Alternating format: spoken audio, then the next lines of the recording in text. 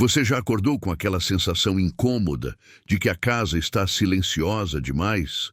Não um silêncio de paz, mas um silêncio pesado, que parece ter engolido todos os ruídos habituais, desde o chiado distante da geladeira até o murmúrio elétrico da cidade lá fora. É um silêncio que não significa ausência, mas sim uma presença contida, esperando. Um silêncio que faz a pele arrepiar, porque você sabe, instintivamente, que a natureza não opera no vácuo, e o vácuo no escuro é sempre preenchido por algo que você não quer ver.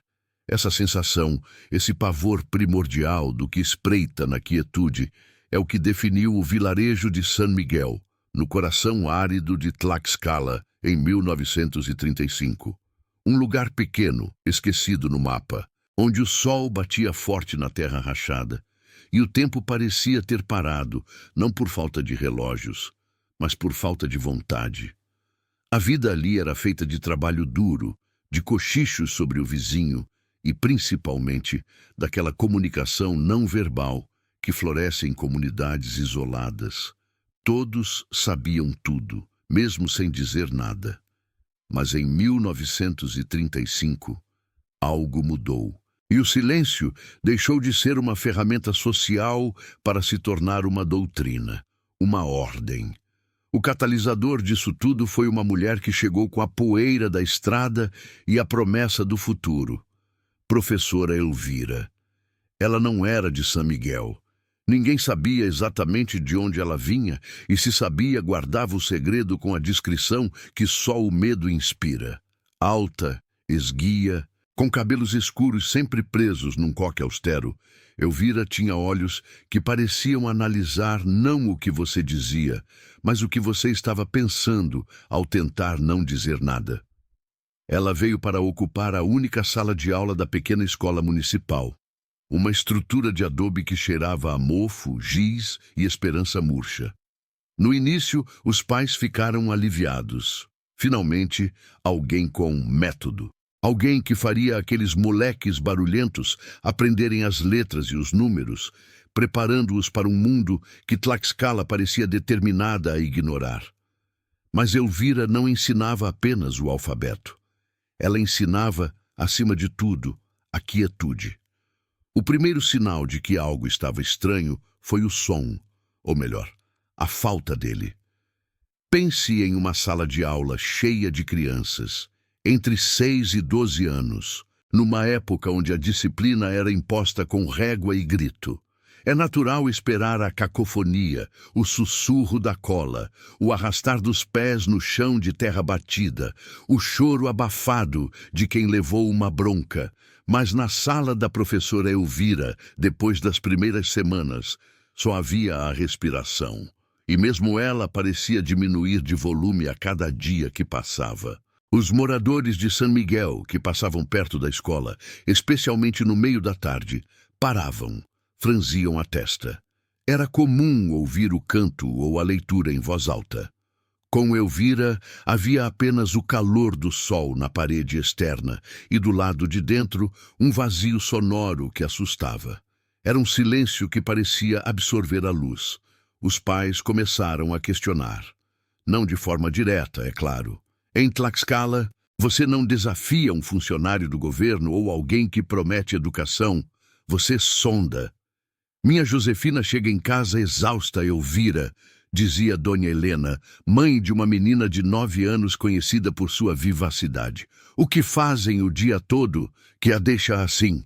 Elvira sorria, e o sorriso era talvez a coisa mais fria nela, um movimento mínimo dos lábios, sem calor nos olhos. Estamos estudando a escuta, Dona Helena, respondia Elvira com uma voz que era calma, baixa, quase um ronronar perigosamente suave. A verdadeira sabedoria não está no que se fala, mas na paciência de esperar que a informação chegue. E para isso, precisamos do silêncio absoluto. O mundo é barulhento demais. Meus alunos estão aprendendo a desligar o mundo para ligar o interior. Isso soava erudito, soava como disciplina. Então, inicialmente era aceito, mas o silêncio não parava na porta da escola. Ele seguia os alunos para casa.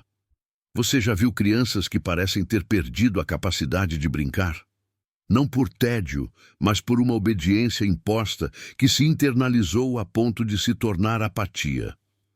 Os filhos de San Miguel, que antes corriam pelos campos de milho gritando e rindo, agora andavam em pequenos grupos silenciosos. Se jogavam pedras no riacho, não faziam algazarra. O som do impacto na água era o único ruído permitido. Eles pararam de contar as fofocas da escola, pararam de reclamar do almoço ou de discutir sobre quem era melhor no pega-pega. Quando perguntados sobre o que aprenderam, a resposta era sempre monossilábica, dada em voz baixa. Aprendemos a esperar. Esperar o quê? Eles davam de ombros, os olhos fixos num ponto no chão, como se temessem que a resposta correta estivesse escrita ali e pudessem ser punidos por lê-la em voz alta. O terror, como já disse, não precisa de monstros babando ou de facas ensanguentadas para se estabelecer. O terror, o bom e velho terror psicológico, se instala na mudança do padrão, na anomalia silenciosa que se repete até virar norma. O terror é a constatação de que algo fundamentalmente humano foi arrancado, substituído por uma moldura fria de perfeição. A professora Elvira, nesse aspecto, era uma artista do medo. Os relatos dos poucos pais que ousaram espiar pela janela da escola eram sempre os mesmos e convergiam para a mesma imagem perturbadora. Em vez de lousa, números e mapas, muitas vezes as crianças estavam sentadas, eretas, mãos nas coxas, olhando fixamente para a parede de adobe à frente. Não por 5 minutos, mas por horas. Era a lição da escuta profunda. Elvira sentava-se na cadeira de madeira, absolutamente imóvel. Ela não lia, não escrevia, não se mexia. Ela apenas observava. E quando uma criança tossia ou suspirava audivelmente, Elvira apenas virava a cabeça lentamente. E o olhar dela era o suficiente para que o pequeno corpo se encolhesse e parasse de respirar por mais tempo do que o saudável. Não havia punição física, apenas a opressão da expectativa. A pressão de não existir ruído, por medo de quebrar a concentração de algo muito maior do que a professora. Este é o ponto onde você precisa decidir se quer continuar.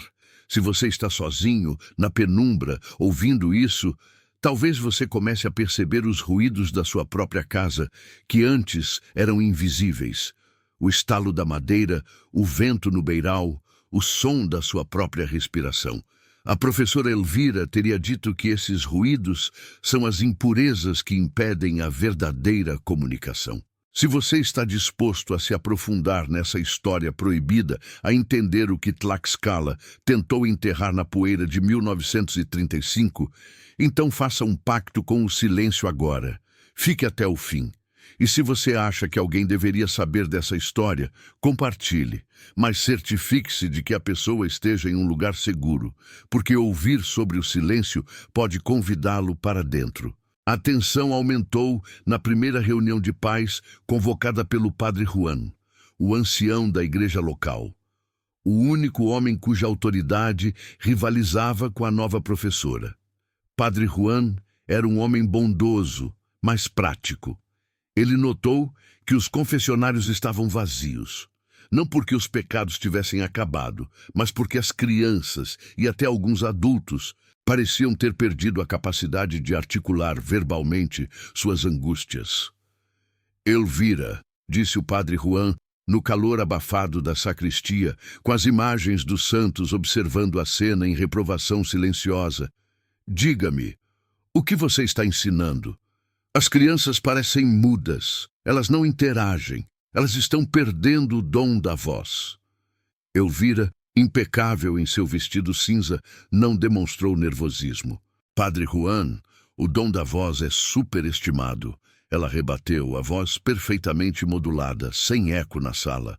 O mundo moderno está sendo construído sobre o grito. Grito de guerra, grito de mercado, grito de revolução. Mas existe uma linguagem muito mais antiga e pura, que só é acessível quando a mente está desimpedida pelo ruído da comunicação humana. Eu estou ensinando meus alunos a ouvir essa linguagem. E que linguagem é essa, minha filha? Perguntou o padre, seu tom se tornando menos inquisitivo e mais preocupado, quase paternal. A linguagem da terra, ela respondeu, e pela primeira vez havia um brilho de fervor, quase fanatismo em seus olhos. A linguagem do que não se move, do que não respira como nós. A linguagem do silêncio eterno. Os pais presentes se entreolharam. Aquilo era loucura ou era algum tipo de misticismo que eles, sendo camponeses simples, não compreendiam. Tlaxcala sempre teve seus mitos, seus deuses pré-hispânicos, adormecidos nas montanhas, esperando. Mas misturar isso com educação formal era uma linha que não se cruzava. Mas a influência de Elvira era hipnótica. Ela tinha um jeito de falar que fazia você se sentir ignorante por questionar, como se estivesse interrompendo uma revelação divina com suas preocupações triviais sobre se o seu filho iria passar no exame. Houve, no entanto, uma família que se recusou a aceitar. A família Rojas. O pequeno Miguel, o caçula, era o mais afetado pelo regime de silêncio. Antes, um terrorista adorável de 6 anos, Miguel havia se transformado em uma estátua ansiosa. Ele tinha o hábito de sussurrar coisas para o pai durante a noite, palavras desconexas sobre o que está na parede e a voz que não tem boca. Quando o pai, Dom Fausto, tentou tirar Miguel da escola, Elvira não argumentou. Ela apenas olhou para Dom Fausto com aquela calma perturbadora e disse: "Seu filho já foi ensinado, Dom Fausto. A semente do silêncio foi plantada. Não importa onde ele vá, ele saberá como ouvir. E uma vez que se ouve, não se pode desouvir." A frase parecia uma maldição e funcionou como tal. Miguel foi para casa, mas não melhorou. Ele passava os dias olhando para o nada. Seus pais o levavam para brincar, o incentivavam a falar, ele se recusava. "Por que você não fala, Miguel? O que te ensinaram na escola?" Implorava sua mãe. O menino, com os olhos grandes e escuros, movia-se apenas para cobrir os ouvidos com as mãos, uma expressão de terror puro no rosto. "Não posso, mamãe," ele sussurrou uma noite, espremido no canto de seu quarto. "Se eu fizer barulho, eles saberão que eu não estou pronto. Quem, meu amor? Quem saberá?" Miguel chorou, mas o choro não tinha som. Era apenas a contorção do rosto, lágrimas quentes escorrendo. E então ele balançou a cabeça, recusando-se a articular a resposta. A única coisa que o acalmava era a escuridão absoluta e o silêncio que ele tentava emular. O filho deles estava ensurdecendo a si mesmo por medo de ser ouvido por algo que Elvira havia invocado. O que se seguiu foram semanas de crescente paranoia em San Miguel. O vilarejo, já quieto, agora parecia um cemitério habitado. Os adultos, que antes se sentavam nas praças para fofocar, agora apenas se observavam, nervosos. O silêncio das crianças era contagioso.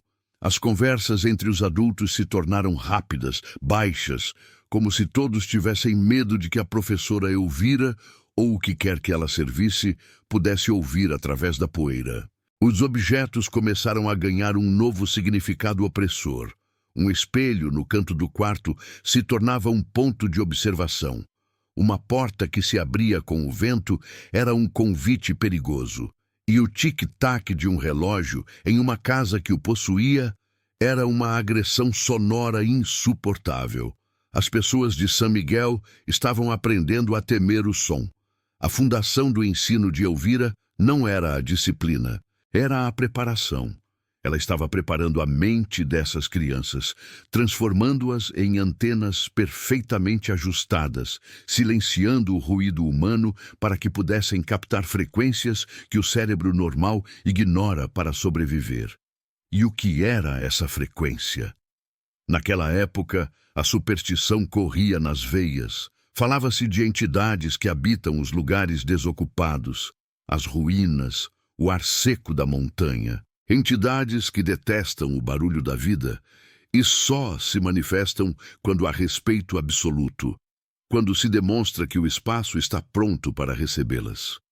Elvira havia conseguido o que o medo e a tradição nunca conseguiram. Ela havia criado um espaço de aceitação total para o outro, um espaço onde o som era traição.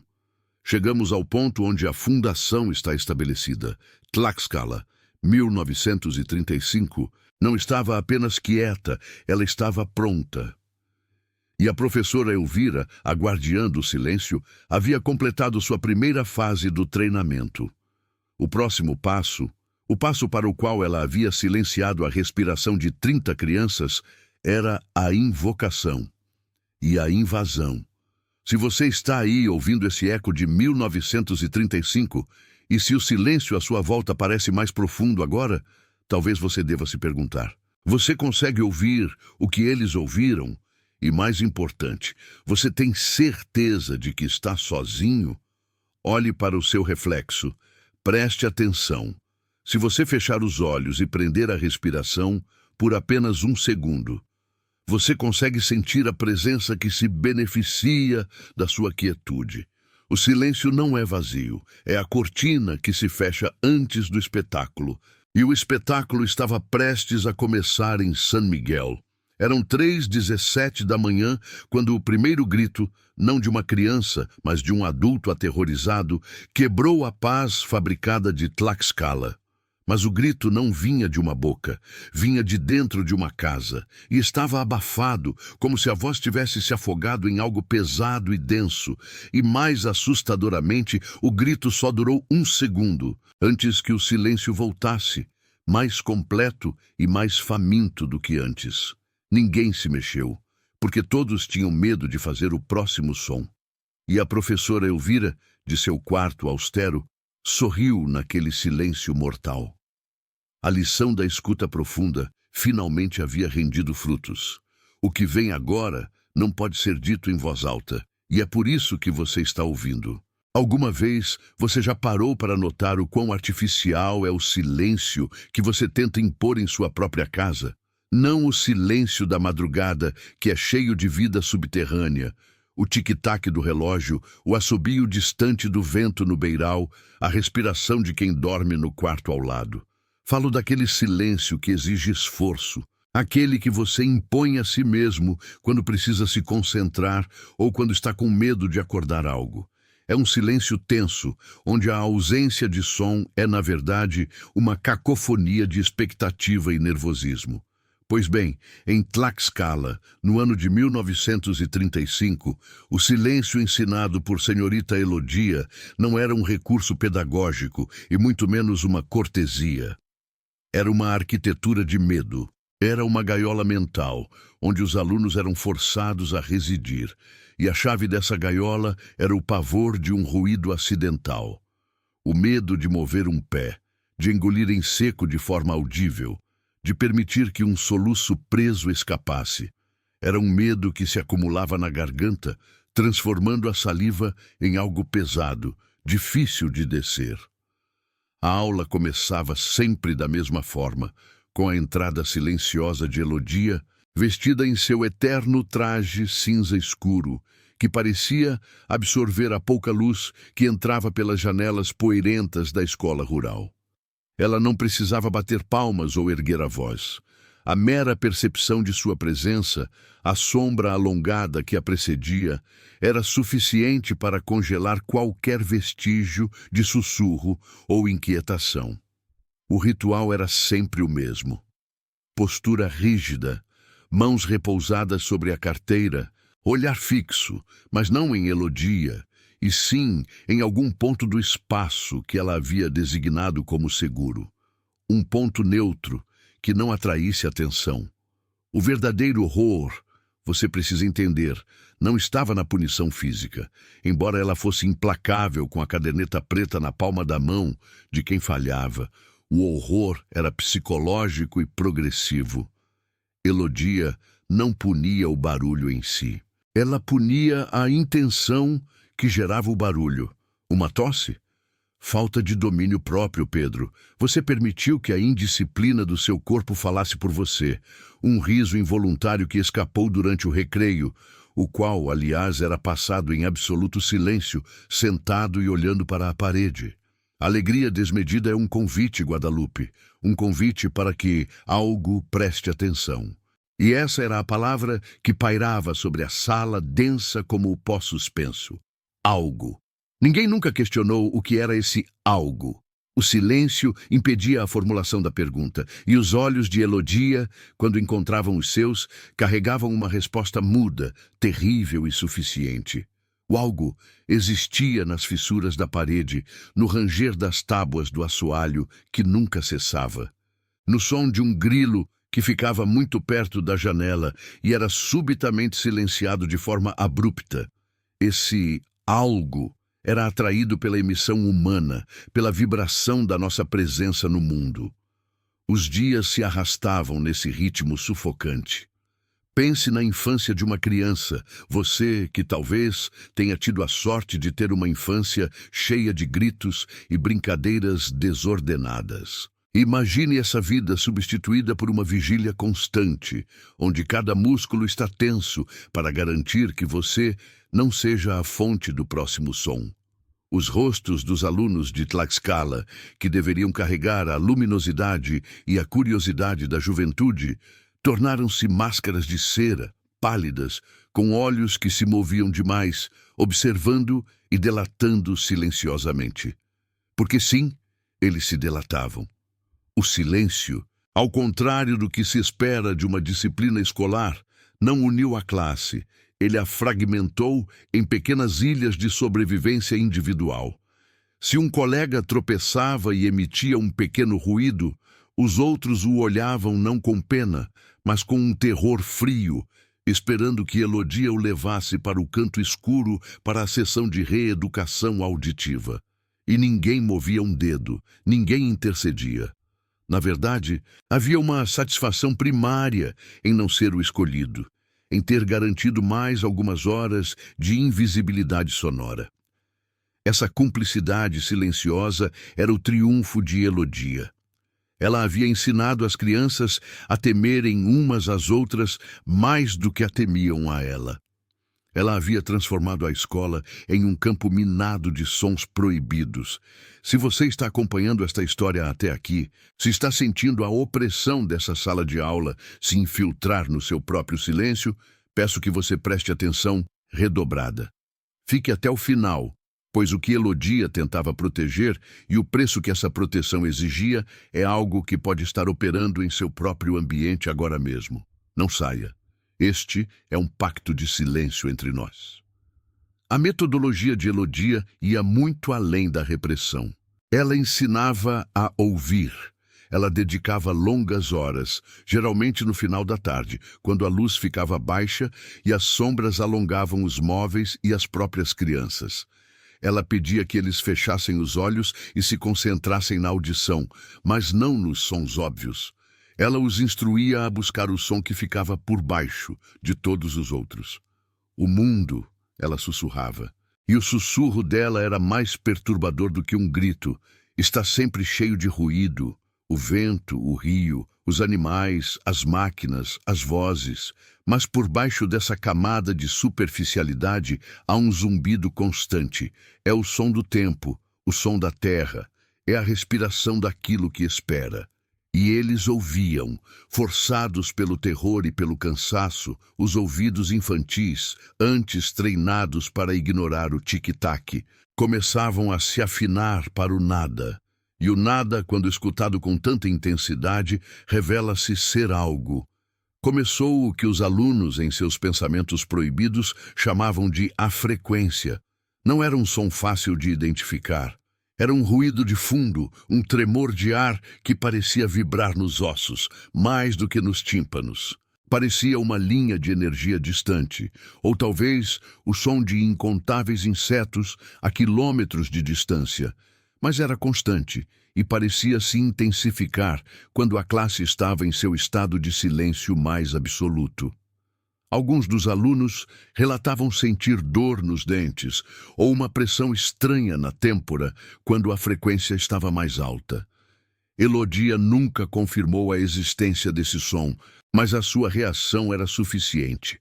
Quando o zumbido aumentava, ela ficava mais pálida e a sua atenção se dividia entre a classe e o exterior. Seus olhos esquadrinhavam o telhado, o chão, as esquinas da sala.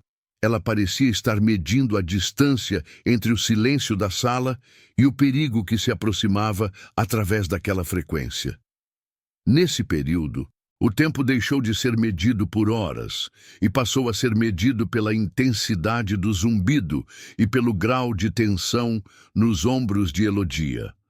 Lembro-me do relato de um dos alunos, Miguel, que anos mais tarde tentou descrever aquela sensação, mas desistiu porque, ele disse, palavras fazem barulho demais. Ele apenas conseguia desenhar círculos concêntricos em cadernos velhos. Ele falava de uma claustrofobia paradoxal. A sala de aula era pequena, mas o silêncio a tornava infinita, e o algo que se aproximava parecia capaz de se materializar em qualquer ponto desse infinito. Ele descreveu um incidente que marcou a transformação definitiva da escola em um bunker psicológico. Era uma noite. Sim, Elódia passou a manter sessões noturnas, alegando que o treinamento de audição era mais eficaz na ausência completa da luz solar. Ela dizia que a noite filtrava o ruído supérfluo do dia. Naquela noite em particular, a sala estava iluminada apenas por uma lamparina a óleo colocada sobre a mesa dela. A luz era fraca, amarelada e dançava com as correntes de ar frio que vinham de sabe-se lá onde. As crianças estavam lá, sentadas, imóveis, muitas delas cochilando de forma precária, balançando levemente, mas prontas para se reerguerem ao menor som. A frequência estava mais forte. Ela não era alta, mas era penetrante, como um fio de arame sendo raspado contra vidro dentro do seu crânio. Elodia estava na frente, os olhos fechados, respirando com uma lentidão quase dolorosa. De repente, Miguel sentiu. Não ouviu, mas sentiu. Um cheiro. Não era um cheiro ruim, não era fumaça ou podridão. Era um cheiro que ele associou ao silêncio. Cheirava a ferro frio e a uma espécie de umidade estranha, como se terra fresca tivesse sido virada. O cheiro vinha de trás da lousa. Miguel, que tinha apenas 8 anos, estava petrificado. Ele não podia falar, não podia tossir. Ele não podia nem sequer mover o nariz para tentar capturar melhor o cheiro e identificá-lo. O medo era tão intenso que ele sentiu o calor do seu próprio sangue subindo pelo pescoço. Elodia, de olhos fechados, sem que ninguém tivesse feito um movimento sequer, apenas ergueu a mão direita e fez um gesto quase imperceptível. Ela estava indicando o silêncio máximo, o nível que eles chamavam de silêncio de morte. Nesse momento, a frequência não parou, mas mudou. O zumbido que antes parecia vir de longe, agora parecia ter se concentrado em um ponto específico, bem ao lado da parede onde estava a lousa. E foi aí que o cheiro se intensificou. E Miguel percebeu que não era apenas ferro e terra. Havia uma nota de algo doce, doentio, como flores murchas deixadas num vaso de água parada por muito tempo. Elodia abriu os olhos. Eram olhos de um terror primitivo, de alguém que vê a borda de um precipício. Ela não olhou para a classe, olhou diretamente para a lousa. E por um instante que durou uma eternidade, a lamparina pareceu vacilar, quase apagando. E no canto escuro da sala, atrás da lousa, uma sombra se moveu. Uma sombra que não estava lá um segundo antes. Uma sombra densa, que parecia absorver a luz fraca, tornando o local mais escuro do que o resto da sala. E ela não tinha uma forma definida. Era apenas a ausência de luz, mas com uma presença inegável. Miguel fechou os olhos com força, esperando um grito, um estrondo, uma explosão, esperando o fim. Mas nada veio. Apenas o silêncio absoluto e a frequência, que vibrava agora tão intensamente que parecia que sua cabeça iria se partir. Elodia, então, fez o que nunca havia feito antes. Ela sussurrou para si mesma, mas com uma voz tão carregada de desespero que todos ouviram. Não está pronto, ainda não está pronto. O cheiro de ferro frio e flores murchas recuou. A sombra atrás da lousa dissolveu-se na escuridão normal da noite. A frequência começou a diminuir, voltando ao seu nível distante e constante de zumbido de fundo. Elodia respirou fundo, parecendo envelhecer 10 anos naquele segundo. E então ela olhou para a classe. E pela primeira vez não havia punição em seus olhos, apenas súplica. Vocês viram a importância do domínio. O silêncio é o único escudo que temos. Se um de vocês tivesse feito o menor barulho, se tivesse movido a cadeira, se tivesse respirado alto demais, ele teria percebido que a porta não estava trancada. Trancada. O que havia se aproximado, o que havia cheirado a ferro frio e se manifestado como uma sombra voraz, estava buscando uma abertura. E essa abertura era o som. Essa noite selou o destino dos alunos de Tlaxcala. Eles entenderam que o silêncio não era apenas sobre disciplina, era sobre camuflagem. Eles estavam se escondendo. Eles estavam se tornando pequenos fantasmas de carne e osso, vivendo à espera da luz do dia, esperando que o calor do sol forçasse o algo a recuar.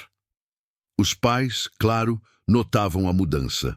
Os filhos voltavam para casa quietos, comendo em silêncio, sentando-se em silêncio. Quando questionados, respondiam com poucas palavras, sempre com medo de que a vibração da própria voz fosse sentida a quilômetros de distância, até mesmo nas paredes da escola. Alguns pais tentaram confrontar Elodia, mas a professora, sempre calma e com uma lógica fria, apenas lhes dizia: seus filhos estão aprendendo a ouvir o mundo de verdade. Estão aprendendo a economizar a energia da sua presença. Em breve, vocês entenderão que este é o maior presente que lhes posso dar. E a cidade, pequena e supersticiosa, começou a aceitar o silêncio como um mal necessário. Afinal, desde que Elodia chegou e impôs sua doutrina, os pequenos acidentes e sumiços que eram comuns em Tlaxcala diminuíram. As crianças estavam seguras, desde que estivessem caladas. O silêncio de Tlaxcala em 1935 não era um sinal de paz, mas a prova de que algo muito grande e muito faminto estava à espreita, e a comunidade estava pagando um preço terrível para evitar a sua atenção. O que era esse galgo? Por que o som o atraía? E, crucialmente, o que aconteceria se um dos alunos, no auge do medo, perdesse o controle e gritasse, quebrando o pacto de invisibilidade que Elodia havia construído com tanto pavor? Se você já sentiu, no meio da noite, aquele pavor inexplicável de quebrar o silêncio, talvez tenha sentido a frequência de Tlaxcala. Talvez essa necessidade de silêncio não seja apenas neurose, mas um instinto atávico. Se você já passou por algo parecido, ou se sentiu essa mesma opressão enquanto me escuta, por favor, comente apenas uma palavra abaixo. Escreva ouvi ou não estou só para quebrar este silêncio, mas faça isso com cautela. E compartilhe esta história com alguém que você sabe que precisa ouvir este aviso, mas peça que assistam sozinhos, no escuro. Pois a verdade é que naquela noite, Miguel não foi o único a sentir. Outra menina, Dolores, que estava sentada perto da porta, jurou que, antes de a sombra recuar, ela ouviu muito baixo um som. Não era o zumbido nem o sussurro de Elodia. Era um som de satisfação, como o de alguém que fareja o ar e encontra o que procura, mas sabe que a colheita pode esperar. E ele esperou. E todos esperaram, presos no silêncio que a cada dia se tornava mais pesado, mais frio, mais denso. Eles estavam sendo observados. E sabiam que a cada respiração, a cada batida do coração, o silêncio estava a um passo de ser quebrado. E então, o algo pararia de esperar. O relógio parou de funcionar na escola de Tlaxcala, mas o som do tempo, a vibração da frequência, continuou marchando inexoravelmente, e o silêncio, o terrível silêncio, apenas se aprofundava, esperando o momento certo para revelar sua verdadeira natureza. Olhe para a escuridão no canto do seu quarto. Você está realmente sozinho? E o quão silencioso você está sendo agora? Você já acordou com a sensação de que o ar ao seu redor ficou repentinamente mais pesado, mais denso, como se o mundo tivesse trocado a fina camada de oxigênio por uma substância escura, quase oleosa? É esse o tipo de peso que precede o clímax. É esse o tipo de silêncio que, paradoxalmente, anuncia a chegada do ruído que nunca deveria ter sido ouvido. Chegamos ao ponto final da lição de Elvira em Tlaxcala, 1935.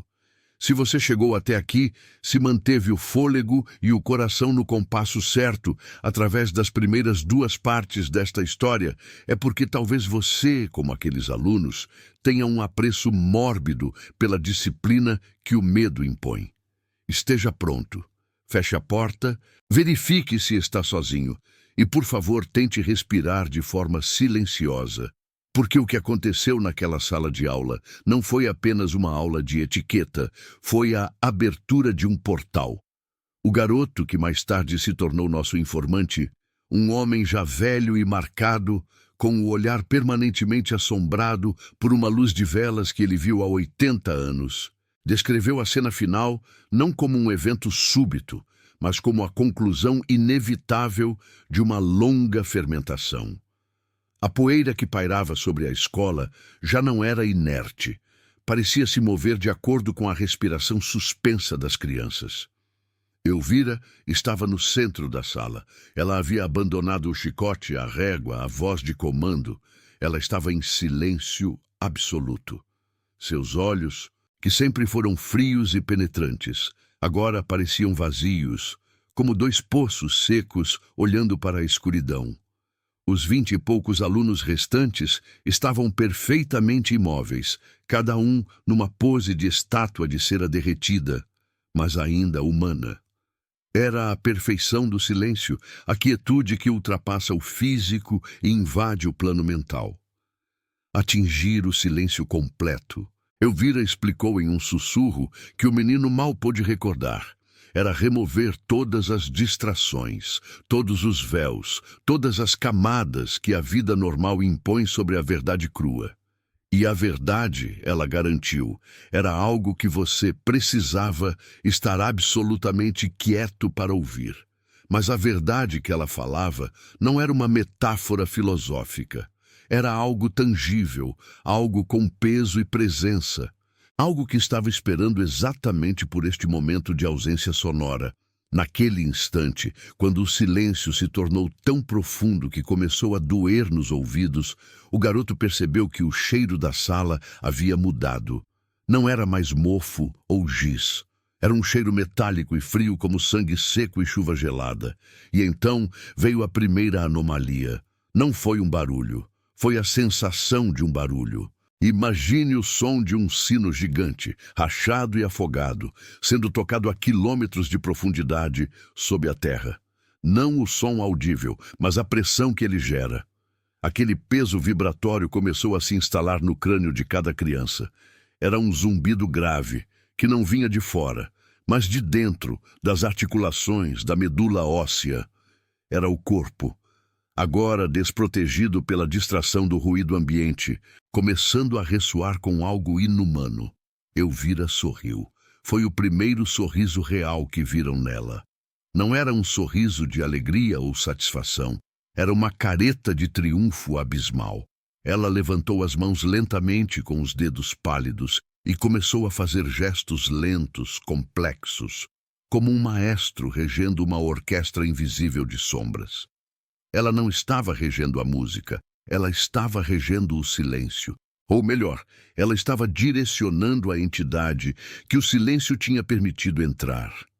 O garoto relatou que, enquanto observava Elvira, a própria luz da sala começou a falhar, não porque o sol estivesse se pondo, mas como se a luz estivesse sendo sugada por um vácuo no canto da sala. Neste ponto da história, eu preciso que você preste atenção redobrada. Se você sente um arrepio na nuca, se o seu cérebro está gritando para você parar de ouvir, não o faça. Fique até o fim. Entender este pacto de silêncio pode ser a única maneira de quebrar o seu próprio. Se a coragem for suficiente, feche este pacto silencioso de aprendizado. Clique no botão de inscrição agora, antes que o medo te faça desistir. Você precisa saber o que Elvira revelou, o que se manifestou. Segundo o relato que demorou décadas a ser extraído do sobrevivente, não tinha forma definida. Não era um monstro de filme, nem um fantasma esvoaçante. Era a ausência preenchida. Pense no vazio. Quando você olha para uma parede branca por muito tempo, sua mente preenche a falta de informação com padrões, com cores falsas. Mas quando a ausência é de som, quando o silêncio é tão total que anula a percepção de tempo e espaço, a mente não preenche o vazio. O vazio preenche a mente. O que o garoto viu foi a forma como o ar se curvou ao redor de Elvira. Parecia que o próprio tecido do espaço estava se tornando visível, uma massa movediça e escura, mais escura do que qualquer noite de Tlaxcala que se formou atrás da professora. Não fazia barulho, mas, de repente, tudo o que estava na sala começou a emitir sons para compensar. Eram sons que não podiam ser reproduzidos. O garoto descreveu o som de sua própria pele se movendo sobre seus músculos, o som do sangue correndo em suas veias como um rio caudaloso, o som dos neurônios disparando em seu cérebro como grãos de areia caindo. Ele podia ouvir seu corpo morrendo e nascendo a cada milissegundo. Elvira havia ensinado as crianças a calarem a boca e os movimentos para que pudessem ouvir a voz do mundo interior. Mas o que ela queria era que elas ouvissem a voz do outro mundo. O clímax veio com a voz de Elvira. Não a voz normal, mas algo que parecia vir de sua garganta e, ao mesmo tempo, de uma distância infinita. Era uma língua que não era falada, feita de cliques guturais, respirações invertidas e longos lamentos harmonizados. O garoto, em seu terror paralisante, percebeu. Elvira estava saudando aquilo que tinha chegado. E então, o que veio do vazio denso começou a se alimentar. Não era um ato físico de mordidas e sangue, não para a maioria. Era uma alimentação de atenção. A entidade estava sugando a própria capacidade das crianças de gerar ruído, de se opor ao silêncio. Para o garoto, a sensação era de que sua língua e sua garganta estavam sendo cobertas por uma fina camada de vidro invisível.